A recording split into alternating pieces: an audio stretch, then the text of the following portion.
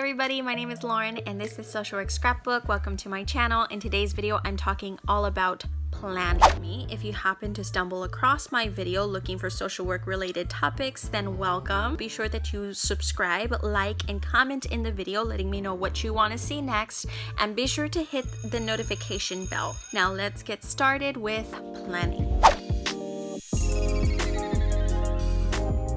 Each year, I am sure to buy an agenda. This is my way of writing it down on paper, but honestly, I do use digital as well, which is the Google Calendar and Google Agenda that I'll share with you in a minute. So this agenda I happen to find at Walmart. I need something with a lot of color, something that's a little stylish. That's just me. It has a large calendar set up like this so I can see the whole month in review. So this is the week layout. So it really emphasizes that Monday through Friday with two little boxes for the weekend. Then on this side, it allows me to do some further planning, what I want to clean, who I want to call, what I need to buy that week, and then even people to message. That's really cool.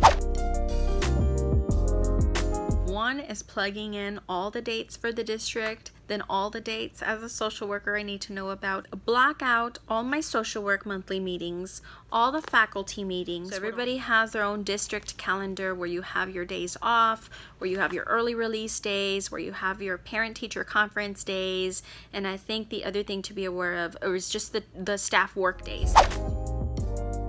Lastly come all my duties and responsibilities, my caseload, the different type of cases that I take, including attendance, teen parents, and new referrals. Google Keep is a great place to keep lists, and this is the ultimate to-do list.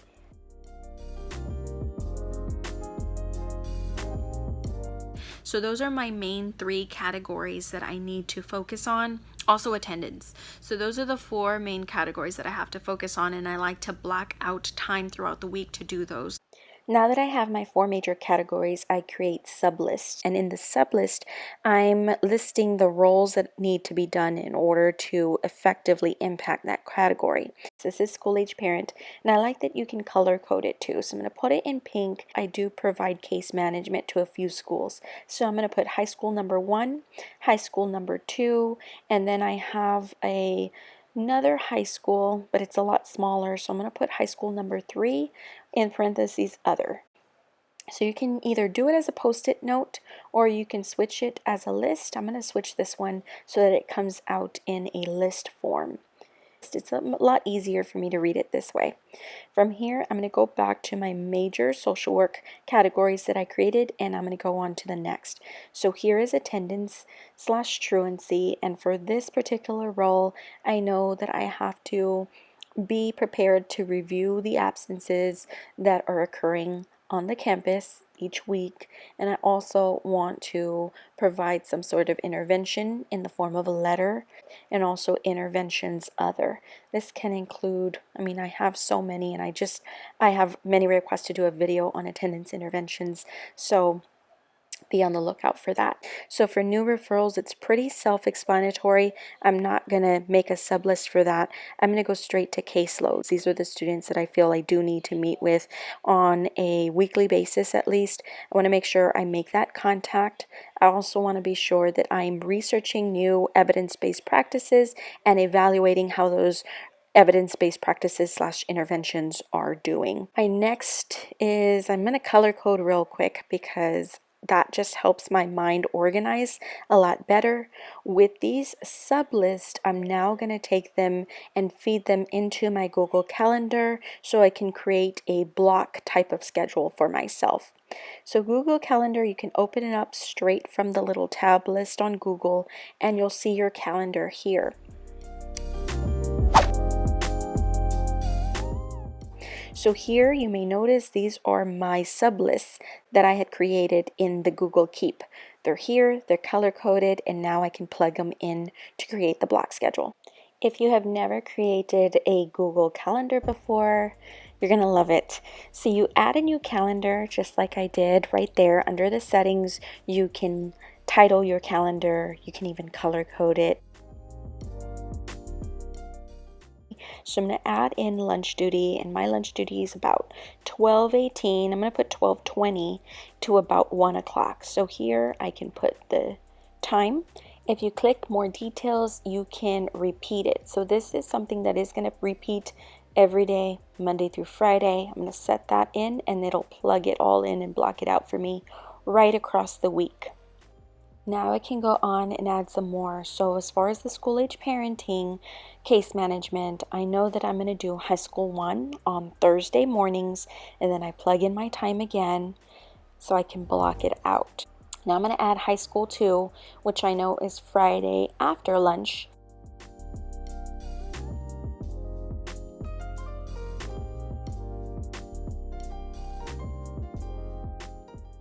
So now I added high school 2 in there, and my last thing is to add high school 3 or other. You can see on my schedule that everything looks pretty flexible. I'm going to try to keep this maybe on a Tuesday afternoon. Okay, then I can check off the boxes. High school 1, 2, and 3 are added. And then I'm going to move on to my next category, which is attendance. I do need a full day for attendance. I'm going to try to keep that to Wednesdays. And attendance has all those little pieces in it. Review absences from that Monday and Tuesday and Wednesday morning, and then start making my contacts, which is more of a case management / intervention for students that are not showing up to school. Towards the end of the day, I'll add attendance home visits. So after lunch, I'm hoping to take off and do a bunch of home visits for the students that I wasn't able to talk to that day.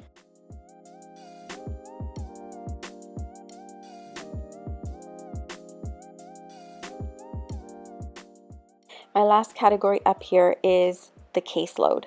So I really want to make sure that I check in on my caseload Monday morning. So I'm going to put CL for caseload and then contact.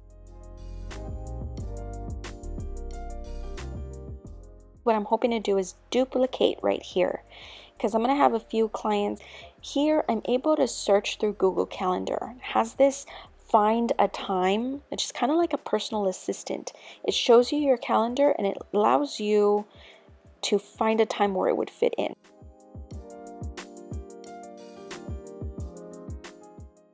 It's really cute how they do these little background icons as well. I thought that's really, really clever. I didn't add that, it just does that. So for this contact, I'm going to find one more, duplicate it, and I'm thinking, as I'm using my Google Personal Assistant, I'm going to add it to Monday afternoon.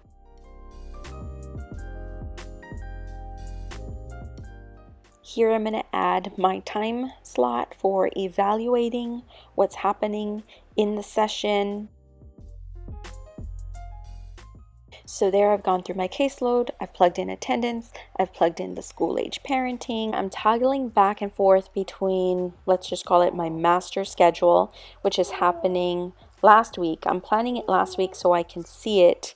And then as it solidifies, I'm adding it into the reoccurring events. What this means is Google is going to tell me that on this particular day of the week at this particular time until May 30th of 2019, I will be at high school number 1 doing case management for the school age parenting program.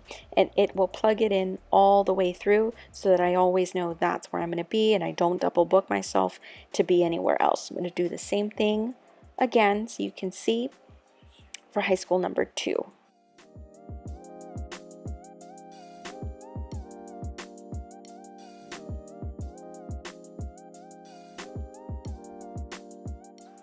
You remember that I do have new referrals, so I don't want to black out each and every hour with something. I need to leave openings for certain referrals, certain emergencies. For attendance, I'm thinking I can extend it a little further because it's very important to the district and to my role.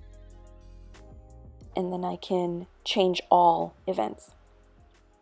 I've made a whole district calendar separate from my work batching calendar, and I'm gonna simply check the box because I created it earlier. You can see that my administrators have also plugged in their own dates, and those pop out in as the kind of white with blue bold letters. If you share your calendar with others, that is exactly how it will show up in their personal calendar.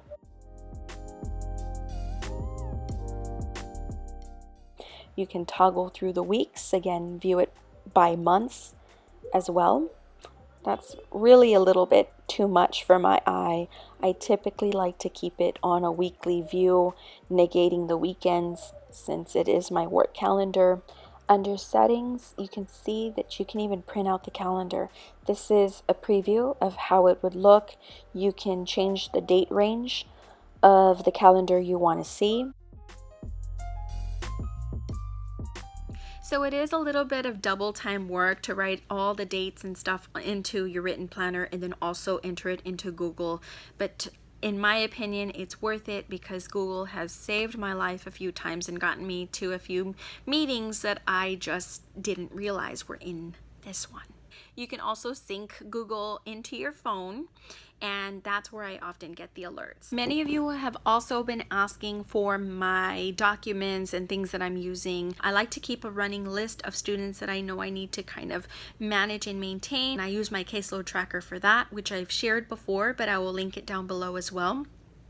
You would fill out a little form with your information and your email, and I'll get that to you as soon as possible. And I will be making a video soon to explain exactly how those would work. If you're interested in any particular document, let me know in the comments below and I'll see if I have something similar to it. As always, I'm wishing you social work success, and I'll talk to you next time.